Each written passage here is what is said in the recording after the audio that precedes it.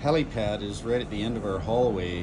We're near the front of the boat. It's at the back of the boat, and this is where we were right over here earlier, looking at all the penguins and seeing a historical hut that was used by a party of explorers. That's the hut right in that vicinity,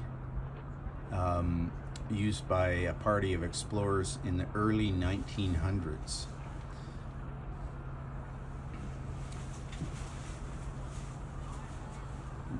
There's 100,000 nesting pairs of Adelie penguins on this island, and a very small lake in behind the whitish colored rock in front of the dark color. It's like a volcanic caldera.